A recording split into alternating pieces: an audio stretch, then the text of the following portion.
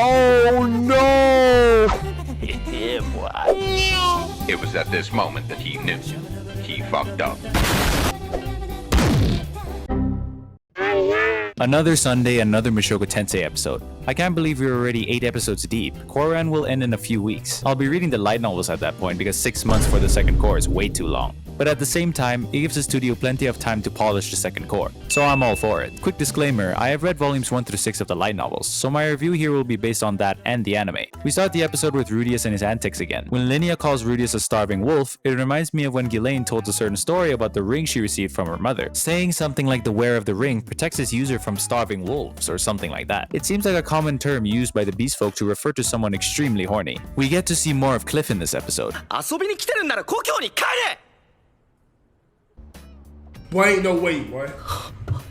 Boy, ain't no way, boy. I know that you are gullible, but not that gullible. She is most likely receiving Gojo backshots from behind that curtain, you know. But it's honestly half surprising that Cliff fell in love at first sight, as we know from his time with Eris that he tends to admire women who are strong, beautiful, and capable. But simultaneously, the irony of falling in love at first sight was still bewildering. Even with Eris, he didn't propose to her immediately. For Elinalise's case, I wonder if it has something to do with her curse. We know it is a curse that will kill her unless she regularly sleeps with men, and apparently she can't stick to one person. However, I wonder if her curse actually has a side effect, that being that it charms certain people who look at her. Other than the obviously horny ones, I wonder if it also casually attracts those of pure heart. Cliff's personality isn't all that pure, but his true intentions are usually genuine. This is pure conjecture on my part, but he might have fallen in love due to this. When Cliff asks Rudeus if he could have a word, he quickly learns who our dear boy Cliff has fallen in love with. This was probably all our reactions when we learned that Cliff wanted to get close to Elinalise. I mean, come on, that's the one you pick out of all the girls in the school? Shut your Either Cliff is one hell of a cuck, or it may be the charming factor I mentioned earlier. Another possibility is that this could be copium on Cliff's part for not truly getting over Eris, but that's just conjecture on my part. And maybe I'm the one who's sniffing on copium because I miss Eris so much. Once again, an advice session with Mr. Fitz is underway, and our girl Sylphie is still concerned over the matters of her beloved Rudeus. Fitz did not know the consequences of encouraging Rudeus to help Cliff out, but man is she so cute with her mannerisms. With the bell marking the end of the school day, Rudeus finally introduces Cliff to Elinalise. Elinalise, obviously concerned with this development, picks up Rudeus like a ragdoll. Cliff standing there like a child waiting to tell his parents he just pissed himself was hilarious. Rudeus and Elinalise both agree that Elinalise should turn him down. This absurd situation finally resolves with Cliff being let down and everything returning to normal. Or not. What the hell happened? I wonder what words Cliff used to persuade Elinalise. A probable explanation for their get-together could be that Elinalise wants her curse lifted. What happens from now on is anybody's guess. On a different note, seeing Zanoba and Julie always together reassures me in a way I can't describe. One of Mushoku Tensei's strong point is developing characters in the background, providing hints to the viewer that this is happening.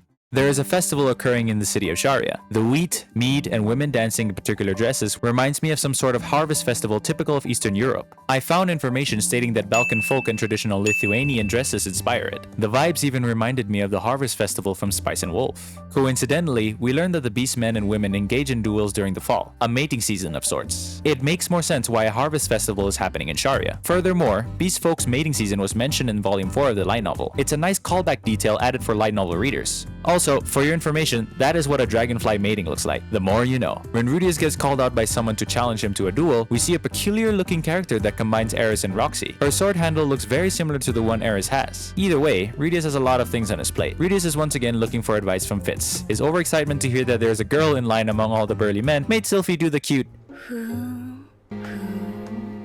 Honestly, I can't get over how cute Sylphie really is. We finally get to see who the silhouette from the PV image was. I previously did not know what the title of this episode was alluding to, but I'm honestly smacking myself in the face for not realizing sooner. In the last few chapters of Volume 6, we actually see Badigadi near where Roxy was on the Demon Continent. The town's name was chERISma, located at the tip of the northwestern part of the Demon Continent. They essentially introduced him and stated that he was the fiancé of Kashirika. The whole point of him being there looking for Rudeus in the first place is because he was sent there to find him, just like Elinalise was. Roxy's party was split into two since they revealed where Zenith was supposedly located. Roxy and Talhan would head towards Militian to inform Paul about Zenith's whereabouts. Elinalise and Badigadi would travel together through the northern part of the central continent to find Rudeus. The light novels explains that the seas were ruled by sea folk, meaning they controlled sea travel paths. However, a demon king named Bagura Hagura, who ruled the town Roxy was in, and the king of sea folk were close personal friends, and Bagura Hagura and Badigadi were old acquaintances. This meant that Badigadi and Elinalise would be able to travel on a ship past the Divine Continent and straight to the Central Continent. However, I am unsure why they split and found Rudeus at different times. In those same chapters of Volume 6, Elinalise and Badigadi were revealed to be sex partners as well. Kishirika did not mind this because she is too small to accommodate Badigadi's size, and things like affairs don't matter to immortal demons. I wonder what situations will develop now that Cliff and Elinalise are a thing. Among the field of fallen men, I didn't even realize the first time watching through that the blue-haired girl we see earlier on was also lying flat like a Family Guy character in the field. Rudeus channeling the best spell he could muster was a treat to watch. In this one spell, we see everything Rudeus has learned and mastered put into one. In Volume 1 of the light novels, we learned that all incantations follow a similar process. First, the caster calls forth the shape of the spell they wish to use. Second, the caster has a window to add magical power to determine its size. Third, another window of time is open for the caster to adjust the spell's speed. And finally, the spell can be released. All that Rudeus did was a basic application of the knowledge he knew of magic, but boosted to unbelievable levels due to his mana capacity. In this frame, it looks like he lost his upper torso. Badigadi resisted the attack for a moment based on the skid marks on the ground. If Rudeus really killed off a demon gang, he would probably no longer have a regular school life after what the crowd has witnessed. After the dust settles, we learn it is already snowing in the region. Didn't they previously say it was still fall? There might have been a time skip between the fight and the present. No.